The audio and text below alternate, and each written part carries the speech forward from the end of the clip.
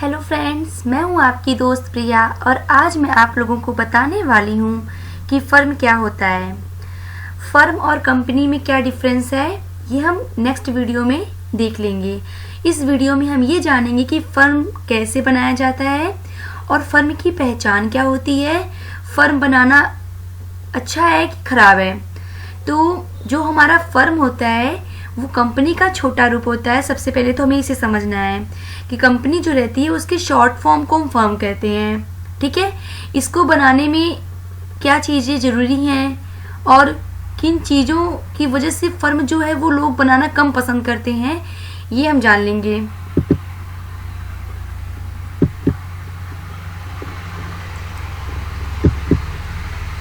देखिए, फर्म बनाने में कैपिटल की आवश्यकता होती है, चाहे फर्म हो चाहे कंपनी हो। अगर हम कोई भी चीज़ डेवलप कर रहे हैं, बना रहे हैं, तो वहाँ पर कैपिटल की आवश्यकता होगी। तो एक क्वेश्चन उठता है कि कैपिटल क्या होता है। फ्रेंड्स, कैपिटल का मतलब होता है कि वो पैसा, वो पूंजी जो व्यापार में हम व्यापार को स्टार्ट करने के लिए लगाते हैं। ठीक है, व्यापार जब भी हम कोई भी व्यापार स्टार्ट करते हैं तो वहाँ पर हम जो भी पैसा लगाते हैं उसे कैपिटल कहा जाता है। कैपिटल जो होती है वो फर्म में भी लगाई जाती है, कंपनी में भी, बट फर्म के लिए एक थोड़ी सी हमें डिस्काउंट मिल जाता है, छूट मिल जाता है कि अगर आपके पास 1 लाख से कम कैपिटल है, मतलब 1 लाख से कम पूंजी है और आप फर्म खोलना चाहते हो तो बड़े आराम से फर्म खोल सकते हो, क्योंकि फर्म खोलने के लिए ज़्यादा कैपिटल की आवश्यकता नहीं होती।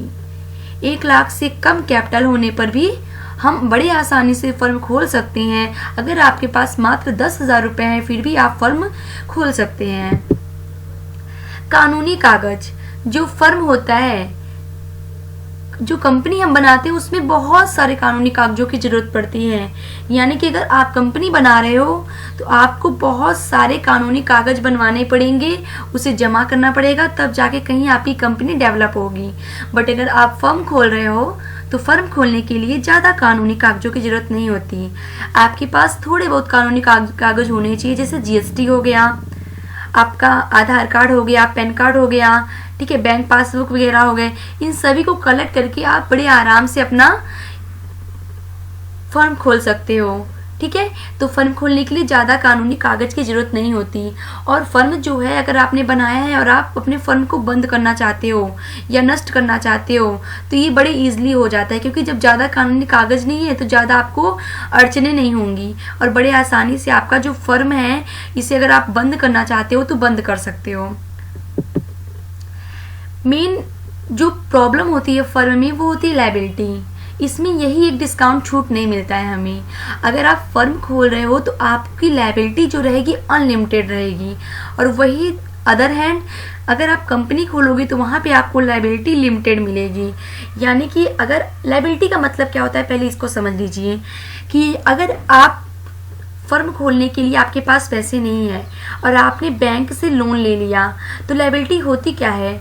जैसे एक लेडी है, ठीक है, उसको कहीं जाना है शॉपिंग पे, तो शॉपिंग पे जा रही है, उसका छोटा सा बच्चा है और शॉपिंग पे वो बच्चे को नहीं ले जाना चाहती, तो वो क्या करेगी, अपने बच्चे को अपनी पड़ोसन के यहाँ दे देगी कि बहन मैं 2 घंटे के लिए जा रही हूँ, मेरे बच्चे को देखते रहना।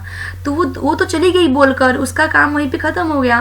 बट जिसको उसने अपने बच्चे को दिया है, अब वो औरत 2 घंटे तक उसके बच्चे को एकदम चौकीदार की तरह, वॉचमैन की तरह देखेगी कि कहीं इसके बच्चे को कहीं खरोच न लग जाए, इसका बच्चा कहीं गुम न जाए, कहीं गिर न जाए, क्योंकि 2 घंटे के लिए वो बच्चा उस औरत की लायबिलिटी बन गया है। मतलब अब वो औरत ये सोचेगी कि उस औरत ने मुझ पर भरोसा करके अपना बच्चा मुझे दिया, तो अब इस बच्चे को कुछ होना नहीं चाहिए।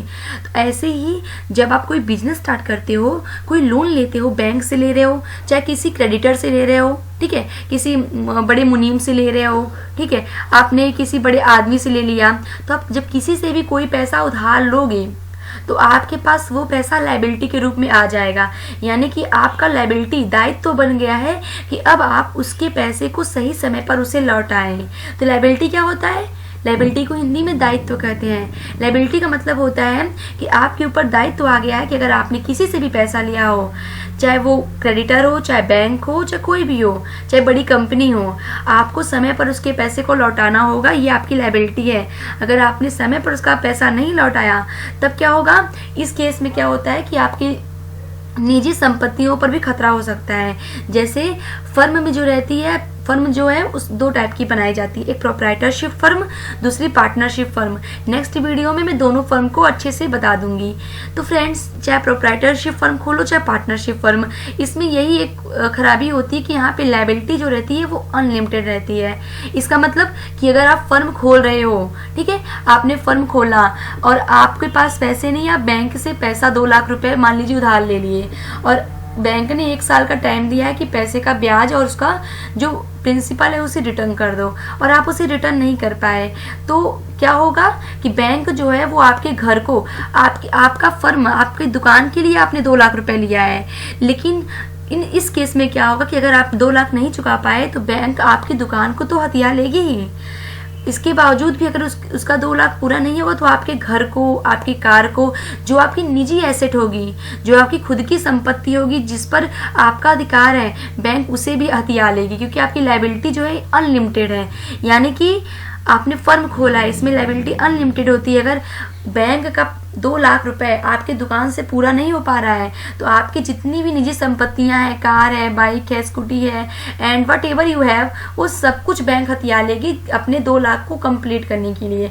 इसीलिए ज़्यादातर लोग कंपनी खोलने का सोचते हैं ताकि उनकी लायबिलिटी जो है वो लिमिटेड रहे, और इन फ्यूचर मान लीजिए इन केस वो पैसा न चुका पाए बैंक को, तो बैंक उनकी निजी संपत्तियों पे अपना कब्जा ना करे। अब देखिए, फर्म की हमने बताया 2 टाइप का फर्म होता है, पार्टनरशिप, प्रोप्राइटरशिप। जो फर्म होती है उसकी पहचान ये होती है कि जो ट्रेड नेम होता है, देखिए नेम 2 टाइप्स के होते हैं, एक होता है लीगल नेम, दूसरा होता है ट्रेड नेम।